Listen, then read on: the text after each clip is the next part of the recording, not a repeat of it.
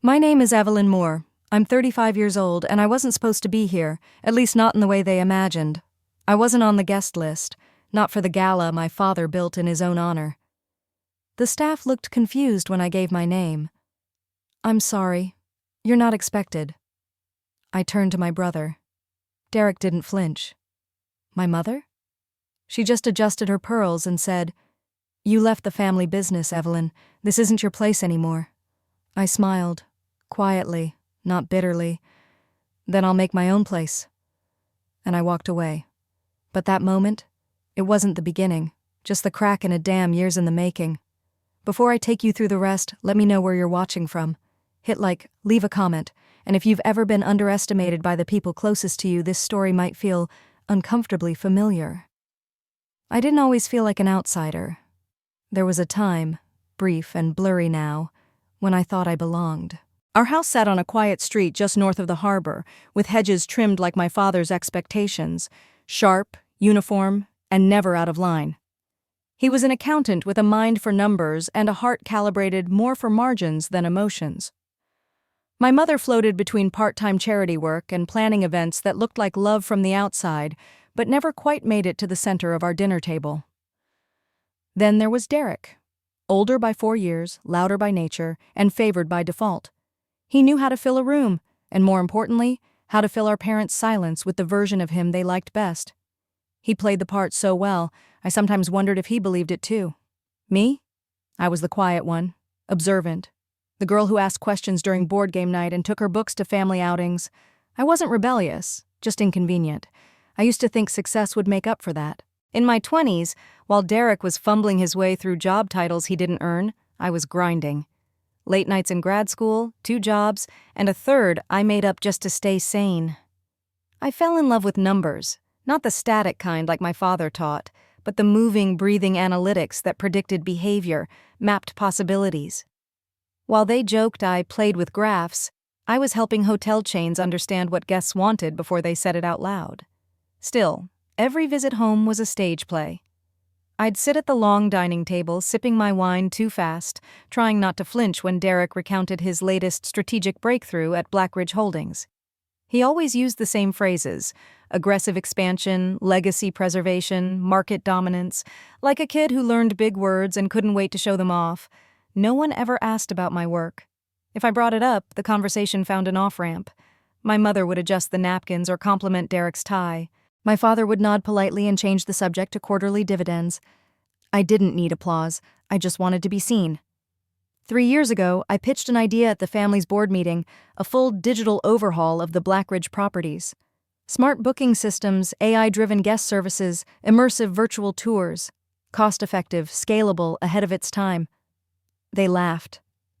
Gregory, my father, gave that tight-lipped chuckle he reserved for interns and telemarketers. Derek leaned back, arms crossed, and said, "You don't know what it means to run a business, Ev." My mother didn't laugh. She sighed, like she was embarrassed for me. That hurt worse. I remember sitting there, cheeks hot, words caught in my throat, and thinking, maybe they're right. Maybe I was just some side project they tolerated, a daughter with potential they never truly valued. But I didn't quit. I took the proposal, tweaked it, sharpened it. Then I took it elsewhere. To people who didn't know my name but saw the numbers. To investors who didn't care that I wasn't the Moore heir, just that I had a vision that worked. Within a year, I had my first 2 boutique hotels. A year later, 5 more. And that, I suppose, was the beginning of the end for who I used to be. But I wasn't chasing revenge. I was building something that didn't require a last name to justify its worth. And as you'll see, legacy isn't always inherited. Sometimes it's taken back, brick by brick. Success didn't come all at once. It came in long nights, silent mornings, and phone calls that ended with "we'll get back to you." And sometimes they didn't. But I kept going. I learned that when people don't believe in you, the first person who has to step up is you. My apartment in Manhattan was small, with a leaky radiator and neighbors who fought like it was a sport. But it had a window. A wide, beautiful window that looked out at the skyline I intended to climb. That was enough. I built a small team, 3 people who had left big firms with even bigger baggage. We weren't flashy, we weren't loud, but we knew what we were doing. We understood what hospitality could become if we stopped treating it like a relic of the past and started listening to what people actually needed. We named it ALIRA, short, sharp, elegant. It meant nothing in particular, which made it perfect. A blank canvas, no family name, no inheritance, just possibility. We didn't start by going after giants. We bought the properties nobody wanted, fading coastal inns, old ski lodges, worn-down business hotels in mid-tier cities. We painted, we upgraded, we installed software systems that made things work smoother than anyone expected from a place with ivy on the wallpaper. The industry noticed, first in whispers, then in headlines. Tech-driven boutique chain disrupts regional market. We weren't trying to make noise, but noise came anyway. I stayed behind the scenes. No interviews, no photos, just results. And while the outside world started wondering who was behind ALIRA, I made another move. I started buying. Not hotels, not land. Shares. Blackridge shares. Quietly, slowly, and very carefully. I used holding companies, discreet trusts, blind purchases through advisors who never saw my face. My last name was Moore, but on paper, I was someone else entirely. Every month, a little more. Every quarter, a little closer. My heart didn't race when we passed 10%, or 20%, or even 40%, but when we hit 47.5%, and I had a pending deal to tip us over the majority threshold, I sat in that same apartment, now twice renovated, and stared at the screen. Not in celebration, not even in anger, in silence. Because I knew what was coming. It wasn't just business, it was war. One morning, Marcus, my head of operations and the closest thing I had to family at that point, walked in with a smirk and a black folder. He didn't say much. He just handed it to me and said, "Board meeting's set, they don't know it's you." I nodded. "They will." You see, this wasn't about payback, it was about precision. I didn't want to embarrass them. I wanted to confront them, in their language, on their turf, with the kind of power they never thought I could hold. They had always spoken in shares and seats, in forecasts and figures. Fine. I had learned the dialect. Now I was ready to speak it better than they ever had, and I was done asking to be included. There's a kind of silence that settles in after rejection, not the kind that screams or storms, the quieter kind. The one that crawls into your chest and stays there, echoing long after the room clears. That's what I carried with me after that board meeting. But even before that moment, there had been a different kind of silence, one that looked like responsibility, that felt like love, at least at first. You see, I was always the one who helped, quietly, automatically. When Derek crashed his car in college and needed a down payment for another, I wired the money within the hour. When Mom wanted to renovate the kitchen but said Dad was being difficult, I offered to cover the appliances. No questions, no hesitation, just a line item in my monthly spreadsheet labeled family. There were birthdays, medical bills, surprise tax notices, always urgent, always discreet. And I paid them, not because I had to, but because I thought that's what love did. At work, I made hard decisions, I built models, I ran scenarios. But when it came to my family, I played by emotion. The same girl who could negotiate a hotel acquisition in 3 languages still craved one word from her parents. Thank you. It never came. Instead, I got silence. Or worse, entitlement. There's this moment I'll never forget. It was a rainy Thursday, and I was in between 2 investor calls when I got a message from my mother. No greeting. Just a forwarded invoice and a note that said, "Can you handle this? Derek's in a bit of a bind." I didn't even blink. I paid it. $23,000 for something I didn't understand and wasn't invited to ask about. That night, sitting on the floor of my apartment, I opened my banking app and scrolled through years of transfers, line after line, month after month, hundreds of thousands, gone.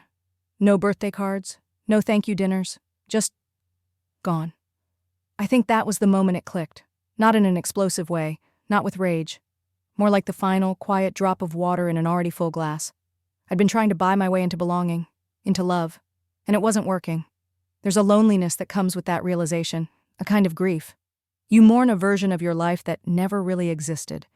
The family dinners you thought meant something, the late-night calls that were really transactions in disguise. But loneliness can be a teacher. And in that stillness, I learned how to stand alone. I started saying no, small ones at first. A declined Venmo request, an unanswered voicemail, then bigger ones. A family vacation I chose not to fund. a legal document I quietly pulled my name from, and something strange happened.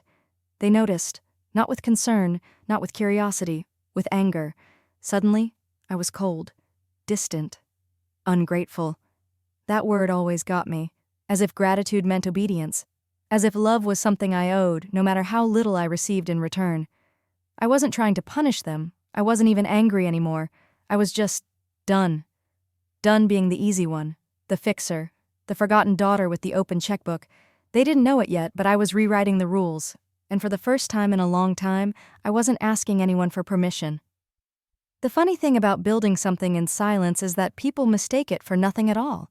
They assume you're lost, that you've given up, that your absence means failure.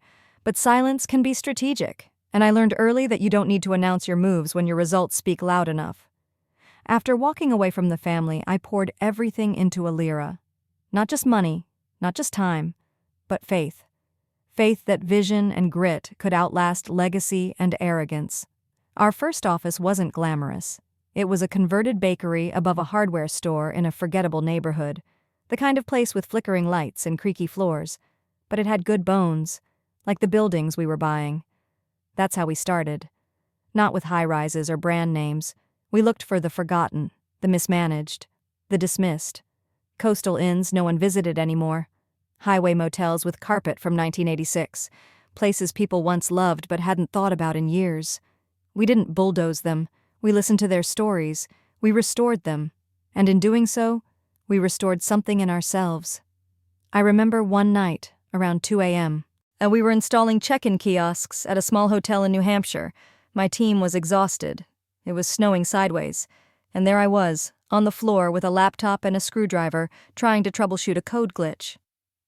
Marcus, my right hand since day one, looked over and said, "Most founders don't do this, you know?"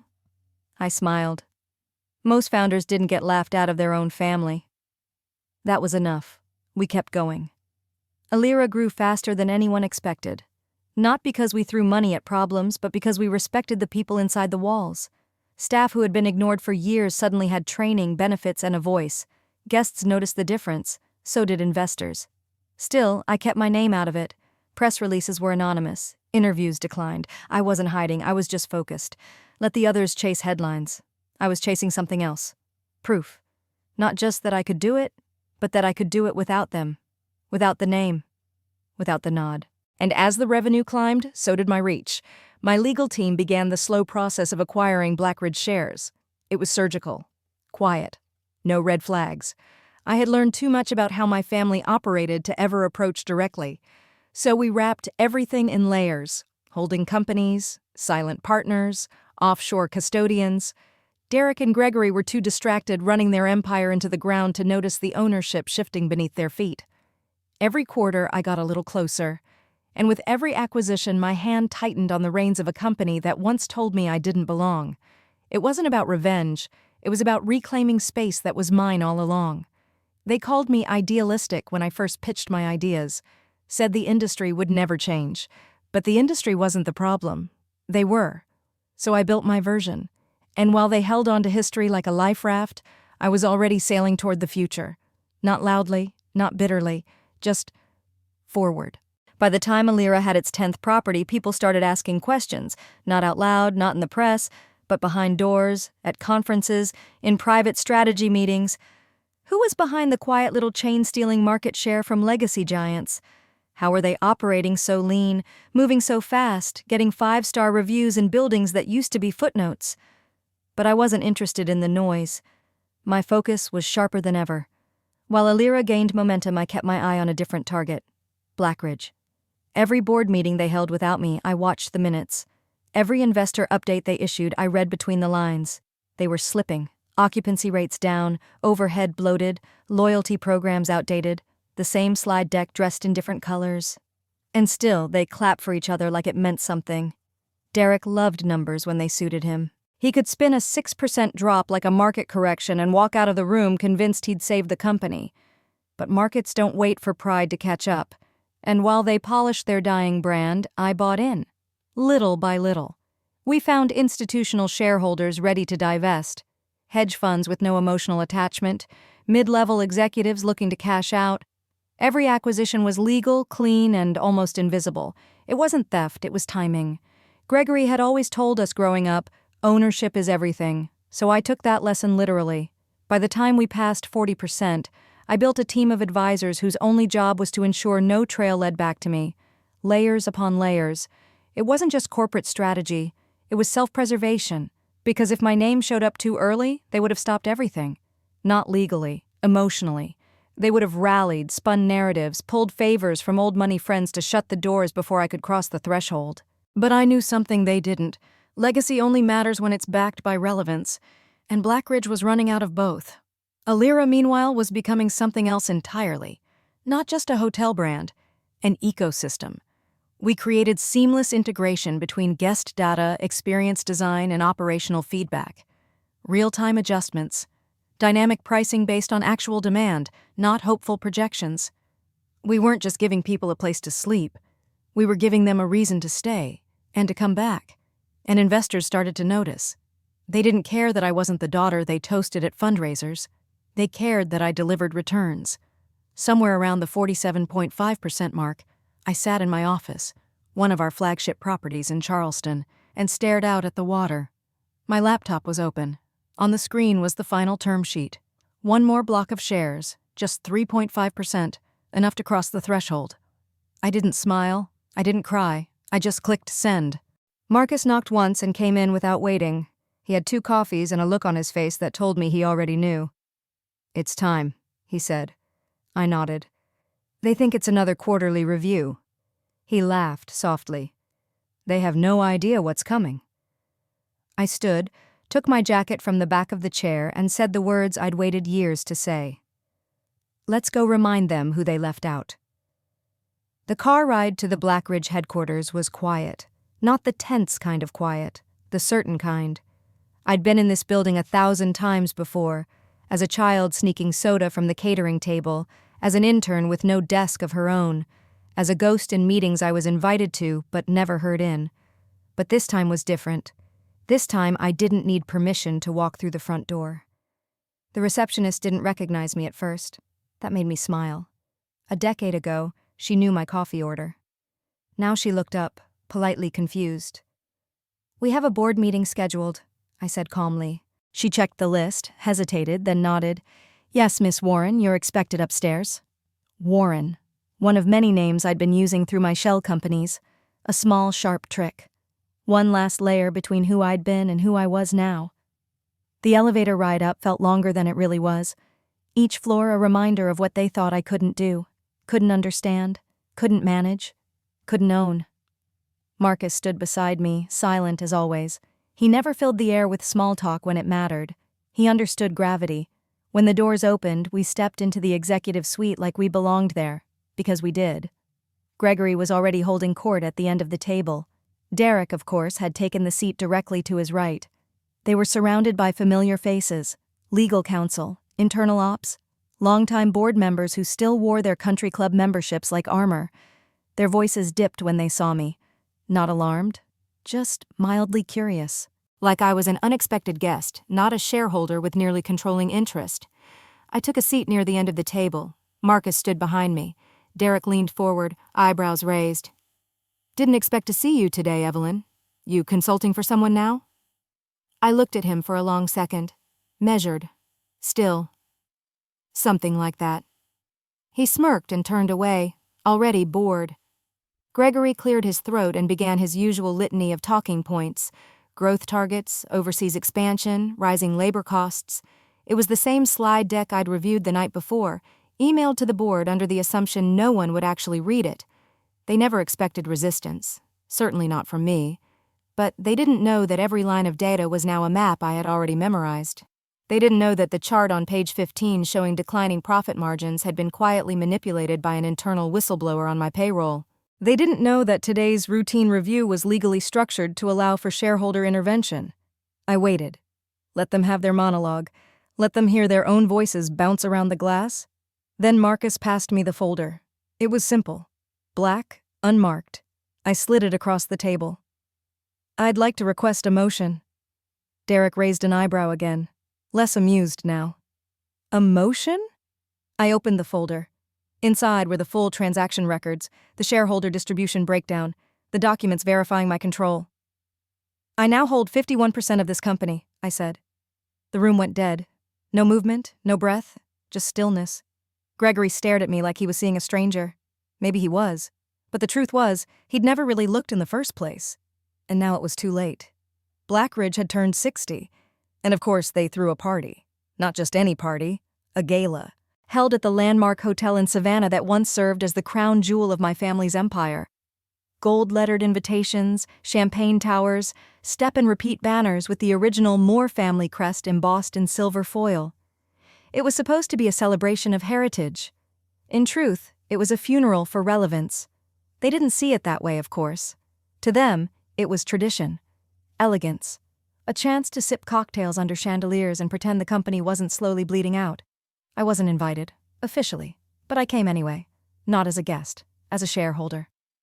I walked into that ballroom in silence, no entourage, no flash, just a black suit and a purpose. The space was glowing, uplighting bathed the walls in gold. Waiters floated through the room like silk. A jazz quartet played something soft, forgettable. Gregory stood at the front of the stage, holding a crystal glass like it meant something. Derek was beside him, beaming. I stayed at the back. No one noticed. Or maybe they did and didn't want to admit it. I scanned the room, familiar faces everywhere. Old board members, family friends, people who used to pinch my cheek and ask if I was still into that little analytics thing. They were all here to toast the men of Blackridge. No one toasted the silence that followed me out of the company 3 years ago. Gregory began to speak. He talked about legacy. He talked about loyalty. He talked about Derek. "Our future CEO," he said with pride. Applause rose like a wave. My mother dabbed at the corner of her eye, perfectly timed. I didn't move. Not yet. I waited until the speeches shifted to inviting reflections from the floor, as if they really wanted to hear anyone else. But I stepped forward, quietly, deliberately. Some people noticed. The ripple of confusion moved faster than I did. Murmurs, elbows nudging elbows. Gregory's face stiffened. Derek's smile cracked. My mother's expression was unreadable. I walked to the base of the stage and took the spare mic left for polite contributors. My fingers didn't tremble. "I'm here," I said, "as a shareholder, the largest one you have." Silence. Not confusion? Recognition? Then disbelief. I opened the folder Marcus had handed me just before we walked in.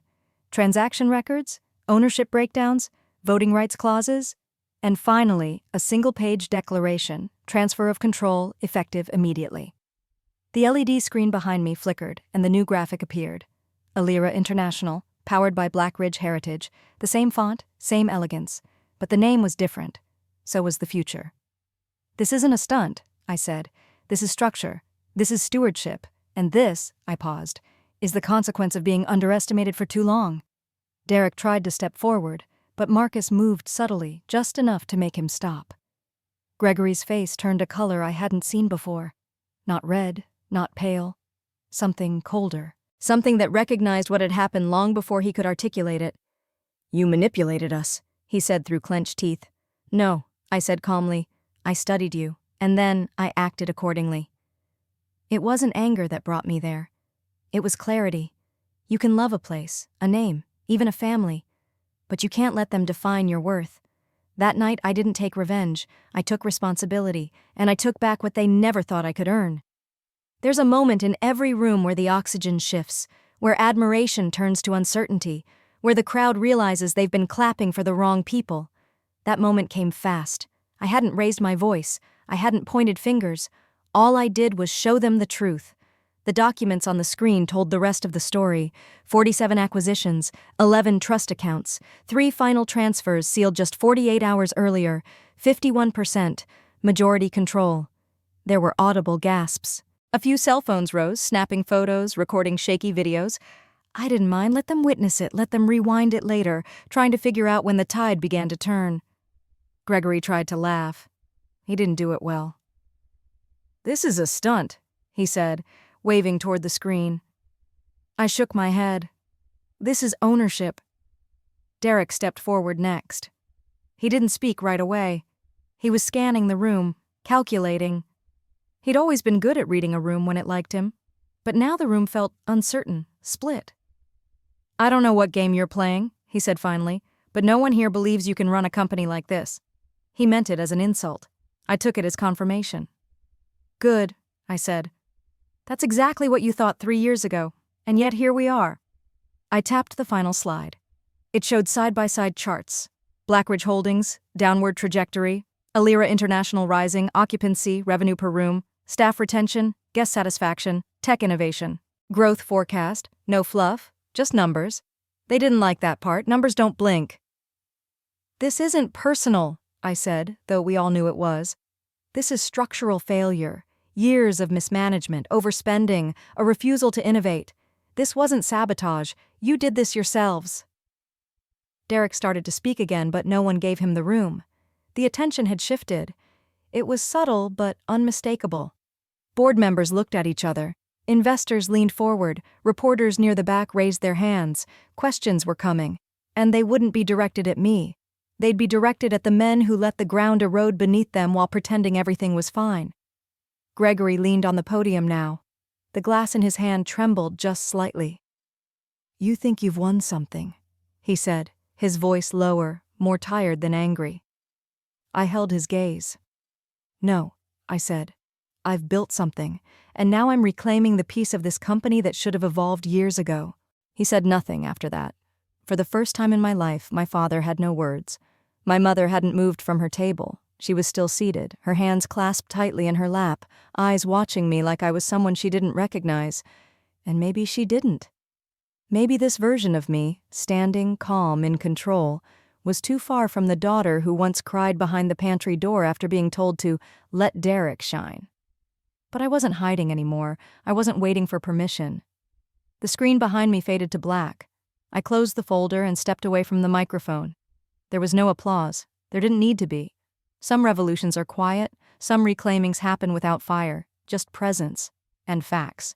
And the long overdue moment when the room realizes who truly holds the weight now. The truth is never loud when it arrives.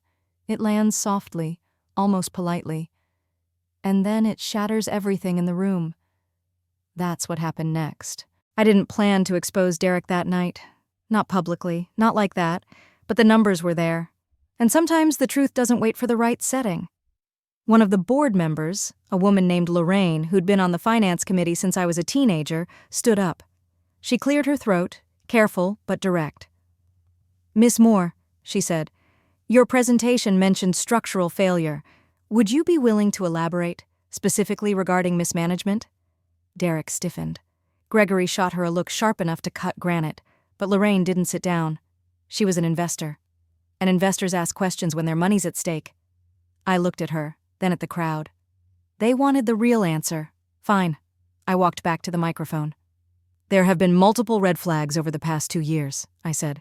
"Inconsistent capital expenditures, executive bonuses misaligned with actual performance, internal audits buried, vendor contracts awarded without competitive bidding." I paused. Most people in the room didn't understand those terms, but they understood this. Millions have been spent without oversight, and many of those decisions trace back to one person, Derek Moore.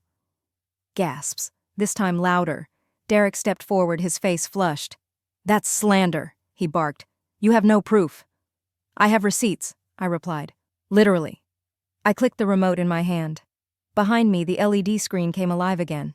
This time, it displayed invoices, wire transfers, a timeline of spending patterns tied directly to projects Derek approved without board consensus. A $15 million expansion into a Caribbean property that never opened. A consulting firm paid nearly $1 million, run by Derek's former college roommate. A luxury penthouse lease in Chicago listed as an executive operations base, but used almost exclusively for personal stays. The evidence was irrefutable. It had names, dates, bank accounts. The room turned. Not in chaos, in calculation. The investors started whispering. A few stood up and quietly exited the ballroom to make phone calls. Gregory looked like he might collapse. He gripped the edge of the stage with both hands, eyes glazed over. My mother had finally lowered her gaze. Derek was still talking, still yelling. "This is a setup. You planned this. You hacked something. You had to. This isn't real." But it was. He had always assumed no one would check. That being Gregory Moore's son came with immunity, that the title of heir covered all sins. But legacy doesn't exempt you from accountability, it demands it. Lorraine stepped closer to the front. As acting finance chair, I'll be recommending an immediate third-party investigation. Someone else said, we should consider freezing all non-essential assets until the audit concludes. I didn't say another word. I didn't need to. The room was doing it for me now. They were connecting dots I had laid months ago, following trails that led exactly where they were supposed to. Derek tried one last time. He turned to our father. Dad, are you seriously just going to stand there? Gregory looked at him, then at me. He didn't say anything. That silence was louder than any scream. I turned away from the stage, handed the clicker to Marcus, and walked down the steps. The air felt heavier, not with guilt, not with triumph, but with finality. For years I had been the one no one listened to. Now they couldn't unhear me. The next morning, I arrived at Blackridge headquarters at 7:28 a.m. No security escort, no media crew, just me. The building looked exactly as I remembered it. Glass, steel, stone, the kind of architecture meant to impress, not welcome. It had always felt like that. A fortress for people who believed tradition was the same thing as truth. But something was different now. This time, I had the key card. And the right to use it. I stepped through the revolving doors and into the lobby. The receptionist glanced up. Recognition flashed across her face. Then a pause. She stood. Good morning, Miss Moore. The first time she'd said my name like it meant something. I nodded. Good morning, I'll be heading to the executive floor. She hesitated. Would you like me to alert Mr. Moore? Gregory? No, I said. That won't be necessary. The elevator ride was quiet. My reflection stared back at me from the polished metal walls. No emotion, just clarity. A version of myself I'd been building for years, finally stepping into daylight. When the doors opened, the hallway was empty, but I knew they were there. I walked straight to the corner office, the one with the skyline view, the one that used to be Gregory's. He was already inside, sitting behind the desk that used to belong to my grandfather. No papers in front of him, no computer, just his hands folded neatly, as if trying to hold on to something intangible. He didn't stand up. I closed the door behind me. He looked at me for a long time. Not like a father looking at his daughter, more like a man trying to size up what he had failed to anticipate. So, he said finally, it's done. Yes, I replied. It is. He nodded once. A small motion, but it carried decades. You've made quite a mess. No, I said. I've cleaned one up. He didn't argue. Instead, he looked out the window. This company was never meant to be yours. I walked closer, not to confront, just to be clear. And yet, here I am. He smiled, but there was no warmth in it. You think this makes you strong? Buying your way in? Manipulating a legacy? I didn't flinch. I didn't manipulate anything. I used the rules you taught me, and I played the game better. I placed a document on the desk. Effective immediately, you're being removed as chairman emeritus. Your voting rights are suspended pending the results of the audit. Legal has been notified. He stared at the paper. Didn't touch it. Didn't blink. I waited. He looked up again. I suppose you think this makes you the better Moore. I took a breath. No. It just makes me the one who stayed awake. Silence. He nodded again, slower this time. I won't fight it, he said. Good, I answered, because it won't change anything. I turned to leave, then paused.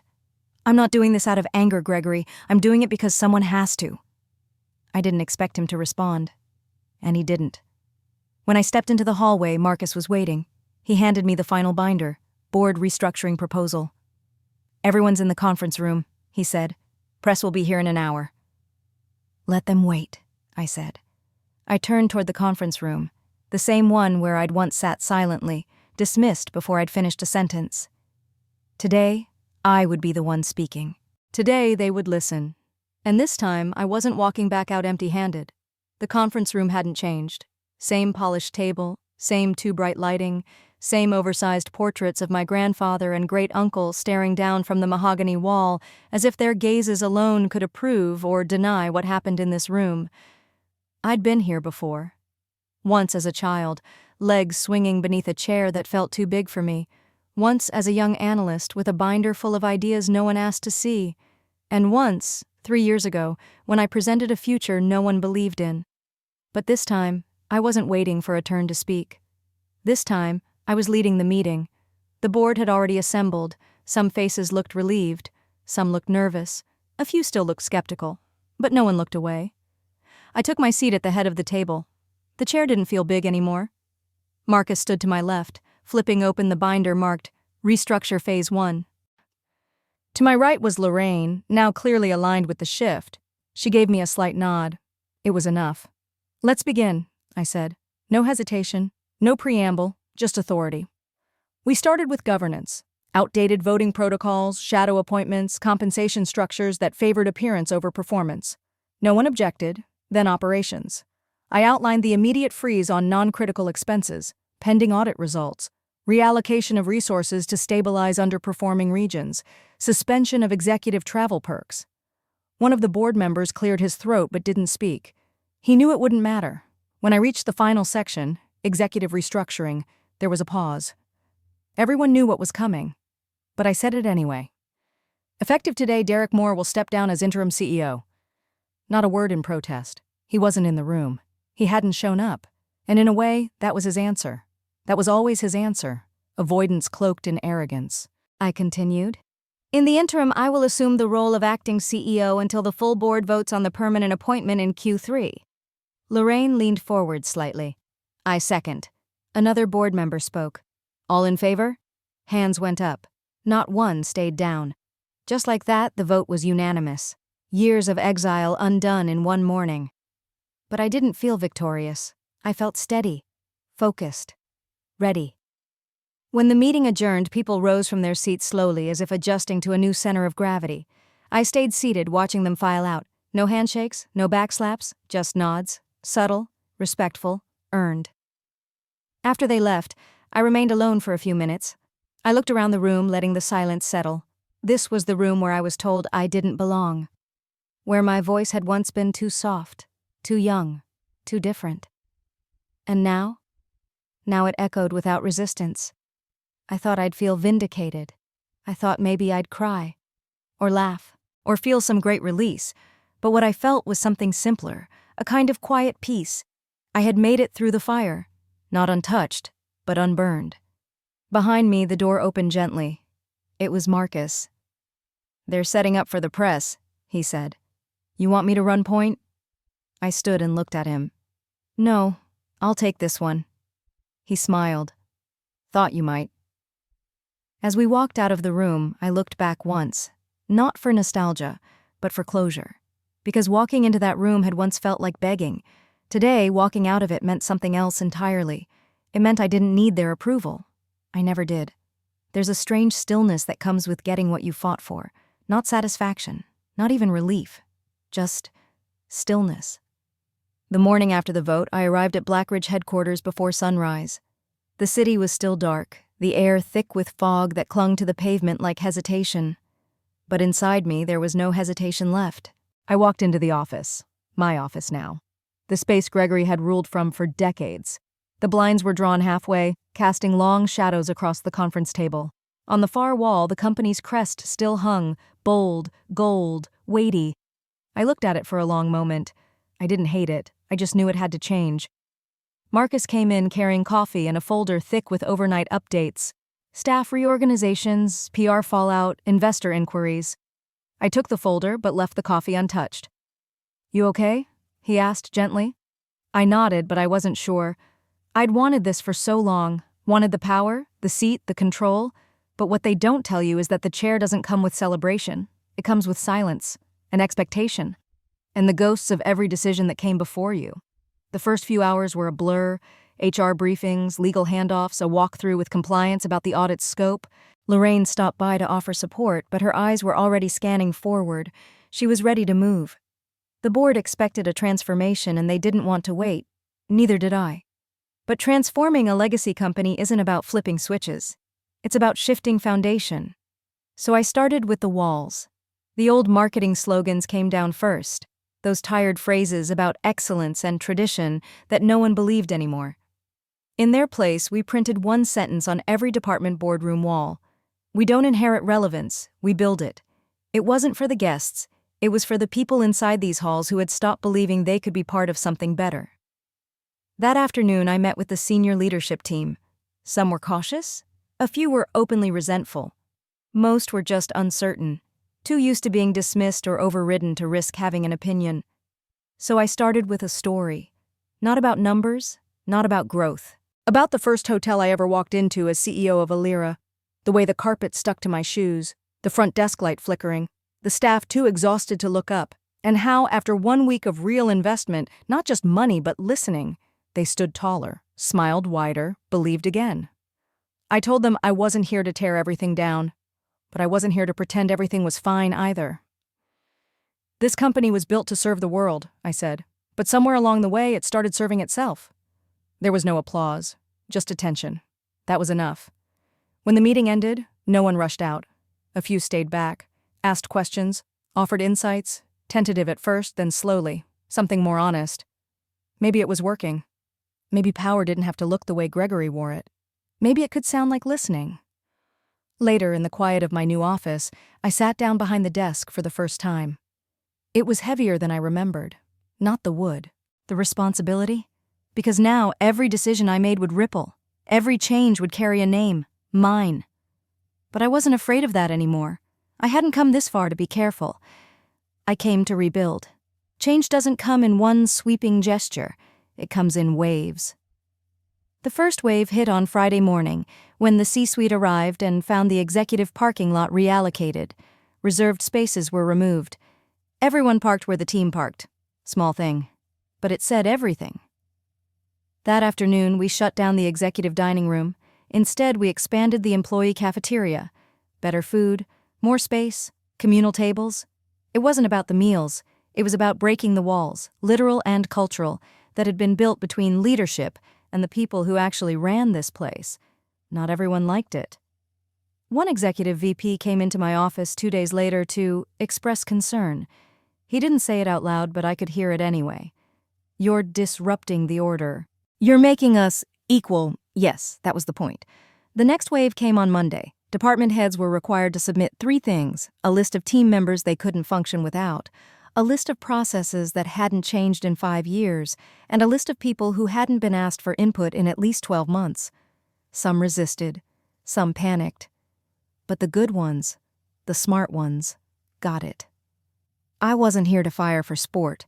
I was here to reset the foundation.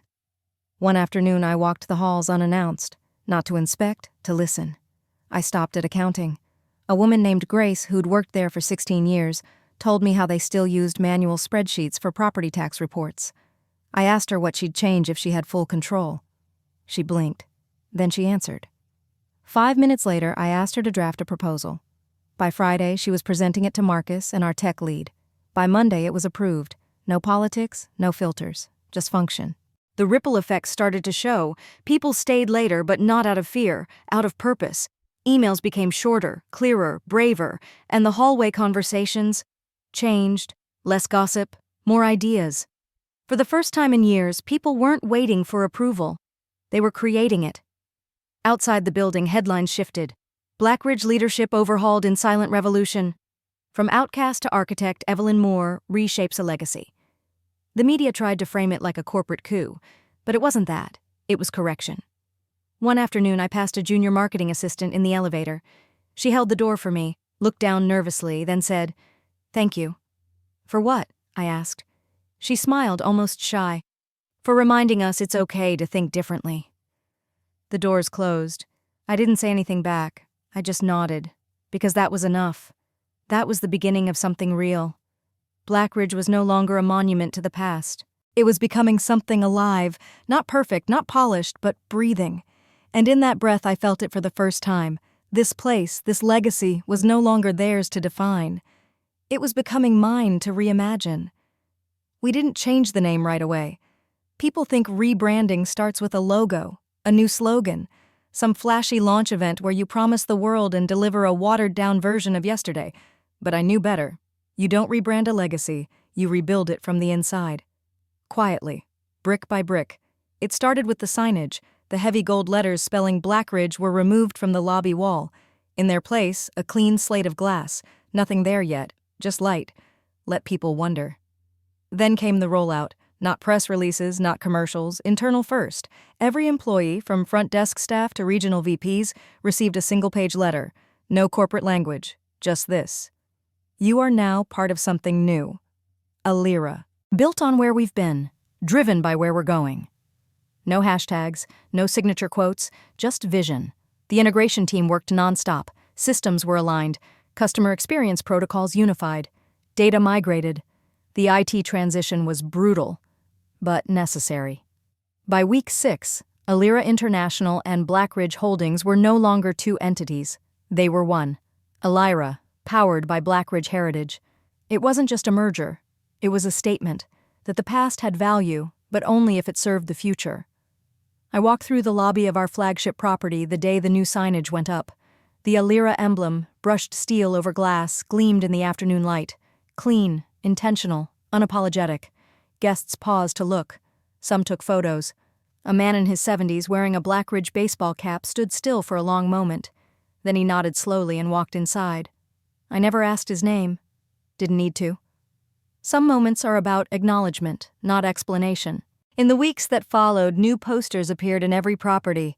Not marketing fluff, just one sentence on every wall. Welcome to the future of hospitality. It was more than branding. It was a philosophy. We automated check-in, added real-time customer feedback systems, and launched sustainability pilots in 5 cities. But we didn't forget the human part. Every general manager went through empathy training. Every property added a listening session for staff every quarter, with real follow-up. Efficiency mattered, but dignity mattered more.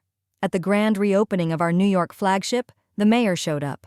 The media showed up. Investors smiled. But the moment that stayed with me was quieter. I walked into the redesigned lobby and saw one of the housekeeping leads, Carmen, who'd been with Blackridge for 22 years, standing beside a bellhop, showing him how to adjust his uniform pin just right. She caught my eye, and for a second her expression changed. A mix of disbelief and something close to pride. I walked over. She didn't wait for me to speak. I didn't think this place could feel new again, she said, but it does. I smiled. Because you're still here. That was the whole truth. Legacy isn't a building. It's not a balance sheet. It's the people who stay, even when they weren't seen, and the ones who return, not for revenge but to make it better.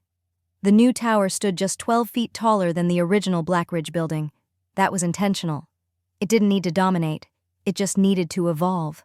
Sleek glass curved against the skyline, solar panels embedded into the roof, smart lighting that adapted to daylight, and interior walls that adjusted to noise levels. Every inch of it was built for the future, but it didn't scream for attention. It whispered. The old Blackridge structure stood next to it, still solid, still holding stories in its bones. We didn't tear it down. We repurposed it, turned it into a heritage center and executive training facility, because history should be learned from, not erased. Opening day arrived with very little fanfare. No fireworks, no ribbon-cutting theatrics, just people, staff, partners, guests, walking into something we'd built together. The media had come, of course. They always did. But I kept the program short. I stepped onto the stage in a dark suit with no jewelry, no designer name to announce, no speech written by PR, just a folded note in my pocket and a promise not to overtalk. The crowd went quiet. Phones were out, cameras blinking. Reporters leaned in expecting something quotable. I gave them 10 words. It's never about revenge, it's about responsibility and rebuilding forward. That was it. No applause cue, no pause for effect. I stepped off the stage and walked straight to the lobby, where the first guests were checking in. A woman with 2 young children was trying to get her digital key to sync on her phone. One of our new front desk agents noticed, offered help, and within 30 seconds, had them smiling again. No one knew I was watching. That was how I liked it. The day moved on. Soft music in the elevators, fresh coffee in the lobby, staff in smart uniforms, proud but not stiff. People felt it, even if they couldn't name it. That evening, I returned to the top floor, the executive suite we'd once used for closed-door deals and isolated status. Now it was a shared space, open seating, sunlight pouring in from floor-to-ceiling windows. I stood there for a long time, watching the city shift from gold to blue as the sun set behind the skyline. Marcus joined me quietly, holding 2 glasses of sparkling water. "We made it," he said. I didn't answer right away, because part of me knew we hadn't made it. We were just beginning. He handed me one of the glasses and we raised them together. "To legacy?" he asked. I thought about it, then shook my head gently. "To reinvention," I said. "Because legacy can be inherited, but reinvention, that you earn." The office was quiet when I returned that night. Not silent, just still. The kind of stillness that comes when the day has finally exhaled. The hum of the city dimmed behind double-pane glass, and the scent of fresh leather and paper hung in the air like memory. I stayed behind not because I had to, but because I needed to. Because sometimes the most important part of rebuilding isn't what happens in the boardroom. It's what you sit with after everyone leaves. I walked slowly through the halls, the new ones we had built, the old ones we had kept. Each corridor carried echoes, voices that once dismissed me, laughed at my ideas, or worse, looked through me as if I wasn't even part of the story. But tonight, there was no bitterness, just reflection. I ended up in my office, not because I planned to, but because my feet took me there like they knew what I hadn't yet admitted. A single envelope sat on my desk, unmarked, cream paper, heavy. I knew the handwriting before I opened it. My mother's, Diana Moore. We hadn't spoken since the board vote. She hadn't shown up at the relaunch, not even a call. But now, here it was. Her words, simple, neat, measured like everything she did. I've watched from a distance, not because I didn't care, but because I didn't know how to care in a way that wouldn't undo you. I see you now, Evelyn, not as a daughter who disappointed us, but as a woman who held herself upright when we looked away. You rebuilt something we spent decades wearing down. And maybe we just didn't know what to do with a daughter stronger than the men we raised to lead. I hope it's not too late to say we're proud. There was no signature, just white space. I stared at it for a long time. It didn't fix everything. It didn't erase the silence that came when I needed a voice to stand beside mine, but it was something. And for people like my mother, something was a seismic shift. I folded the letter, placed it gently in the drawer to my left, the one I never let assistants open, and sat in the chair. Not as CEO, not as strategist, just as Evelyn. 35 years old, daughter of a family who couldn't see her until she stopped asking to be seen. The irony wasn't lost on me. I had spent so long trying to earn a place in their narrative, only to realize my real power came from writing my own. The door creaked softly. Marcus again. He didn't speak, just leaned against the doorframe, reading the air like he always did. "You okay?" he asked after a moment. I nodded, slower this time. "I think so," I said. "Maybe for the first time in a long while." He looked at the drawer, then at me. "You want to talk about it?" "Not yet." He didn't push. That was the thing about Marcus. He knew silence was sometimes louder than explanation. He stepped aside and let me be. I turned off the overhead lights, letting the city's glow bathe the office in soft gold. Outside the window, traffic moved like blood through veins, and in that moment, I understood something I hadn't before. You don't heal by confronting every wound. Sometimes, you heal by surviving long enough to outgrow the need for validation. I wasn't looking for apology anymore. I had become my own proof, and even if no one else ever said it, I was proud of me. The weekend passed quietly. No press, no headlines, no new crises demanding urgent decisions. Just stillness, the kind of stillness that used to terrify me. I used to fill every hour with motion, meetings, calls, strategies, just to avoid the silence, because silence meant I had to sit with the harder questions. Who did I become to get here? What did I leave behind? And was it worth it? On Sunday evening, I stayed late in the office again. Not because of a deadline, just because I didn't know where else to be. There's something haunting about success when you arrive at it alone. I sat by the window with a cup of black tea, the skyline stretching out before me like a map I'd walked blindfolded for years, every building a choice, every light a moment I could never quite undo. I thought about my sister Hannah. We hadn't spoken in over a year. Last I heard, she was still in Chicago, finishing her residency. Brilliant, focused, everything our parents had hoped one of their daughters would be. When I was 19, she used to leave notes on my pillow. "Keep going," they'd say. "You're not invisible." Back then, she was the only one who saw me. And then one day, she stopped. Maybe because it got too hard to stand between me and the family. Maybe because I stopped making space for anyone who didn't understand the war I was fighting. Maybe both. There was no fight, just distance, and then absence. That's the thing no one tells you about building an empire from the rubble. You might win, but you'll bury pieces of yourself in every foundation you lay. The cost isn't always dramatic. Sometimes it's quieter, like a phone that never rings, or birthdays missed, or memories that only live on one side. Marcus found me still at the window when he came in. "You really should go home once in a while," he said, not unkindly. "This is home," I replied. He didn't argue. He just sat across from me. We didn't speak for a while. Eventually, he asked, "Do you regret it?" I knew what he meant. The takeover, the choices, the lines I'd crossed and the ones I refused to. I took a breath. "No," I said, "but sometimes I wonder if I made it harder than it had to be." "Maybe," he said, "but you also made it yours." That stayed with me, because he was right.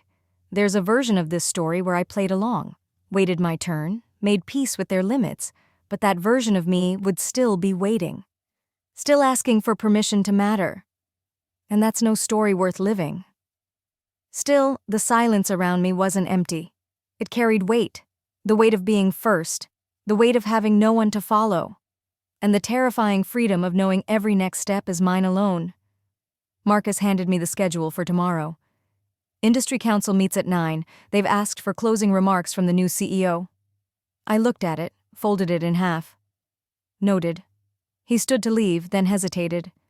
"You know, Evelyn," he said, "whatever you say tomorrow, just remember, this isn't a moment you have to prove anything, not anymore." I looked at him. "I'm not proving," I said. "I'm defining." He smiled, the real kind, then walked out, and I stayed. Just me. My tea, now cold, and the city that had once looked too big to conquer. Now, it just looked like the next thing to build toward. The ballroom was filled with light, not the kind from chandeliers or spotlights, but the kind that came from attention. Eyes, cameras, stillness. The final session of the National Hospitality Leadership Summit had drawn the largest crowd of the weekend, not because I was speaking, but because of what I now represented. ALIRA wasn't just a rising name. It was the first time someone had taken an old money institution like Blackridge and not only survived the fallout, but redefined the game. I stood just off stage watching the room fill. People murmured, phones buzzed, screens lit up as my name appeared on the closing agenda. I didn't feel nervous, but I did feel aware of the weight of the moment, of how long it had taken to arrive here without apology. The moderator finished his introduction. No superlatives, just facts. "Please welcome Evelyn Moore, CEO of ALIRA International." Applause followed, polite but curious. I walked out slowly, my heels soft against the carpet. I didn't carry notes. I didn't need to. The story was already written. I stopped at the center of the stage and looked out. Rows of leaders, executives, partners, competitors. Some had doubted me. Some had tried to block me. Some had simply watched, unsure which way the wind would blow. Now they were listening. So I spoke. "You don't inherit legacy," I began. "You build it, piece by piece, with vision, with pain, with patience." I let that land before continuing. "My family thought legacy was something handed down, guarded, protected by keeping people like me out of the room." Pause. "But a real legacy doesn't ask you to keep things the same. It asks you to keep things moving." A few heads nodded. I kept going. When I stood outside this industry 10 years ago, all I saw were closed doors and polished smiles that said, "Not yet, not you." And so I built something from the outside. Not out of spite, not to prove them wrong, but to prove something to the ones watching in silence, the ones told their ideas were too different, too bold, too inconvenient. Now they were really listening. I stepped closer. There's power in tradition, but there's danger too. When we only replicate what came before us, we stop asking if it still serves the world we're in now. I paused. In the past 2 years, ALIRA has converted 14 legacy properties into smart, sustainable, human-centered hotels. Not just because the market demanded it, but because people did. Because hospitality isn't about marble floors and 10-second check-ins. It's about dignity, for the guest, for the team, for the communities we exist in. I saw a few pens stop moving. Good. Leadership isn't a title. It's what you do when no one's applauding. When the numbers dip, when the faces in the room look at you and don't quite believe yet. And you show up anyway. Because the future doesn't wait for permission. The room was quiet now. No coughs, no whispers, just space. I closed with this. Some of you knew my grandfather. Some of you did business with my father. They led one kind of company. I'm leading another. And if legacy means anything at all, it's this, that we leave behind not a name, but a standard. Not comfort, but courage. I nodded once, then stepped back. No dramatic pause, no clever mic drop. Just truth. The applause started slowly, then grew, not wild, but respectful, earned. When I walked off stage, Marcus was waiting in the wings. He didn't say anything. He just handed me my coat. Outside, the wind had picked up. I pulled the coat around my shoulders and looked out at the city beyond the glass. There was still more to build. But this part was done. The city looked different from up here, not just bigger, clearer, as if every glass tower and corner cafe had shifted slightly, just enough for me to finally see where I belonged in the picture. I stood at the edge of the rooftop garden on the ALIRA flagship tower, 39 floors above the street, with the wind tugging softly at my coat. The air smelled like rain was coming, the kind of scent you recognize from childhood but can never quite explain. Behind me, the building buzzed with quiet motion. Guests checking in, lights adjusting automatically with the time of day, staff speaking softly into earpieces, coordinating arrivals and turned-down service. It all worked, not perfectly, but purposefully, and that to me was more beautiful than perfection. I turned to look at the building next door, the original Blackridge headquarters, the old stone facade, the arched windows. It still stood, but it didn't define the block anymore. We had built something next to it, not over it. That had always been the point. Not erasure, redirection. A few weeks earlier, someone from the board had asked if I wanted the new tower named after me. The Moore Center, they'd suggested. I said no, not because I wasn't proud, but because I knew what that name carried, and what it didn't. My father's name had been on buildings. His father's too.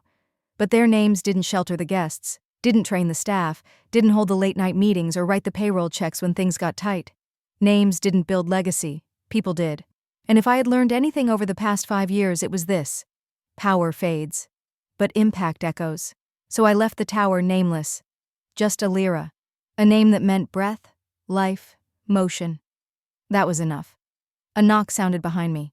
Marcus, of course. "I figured you'd be up here," he said, handing me a paper cup of coffee. "I always end up here," I replied. We leaned against the railing for a moment, watching the city breathe below us.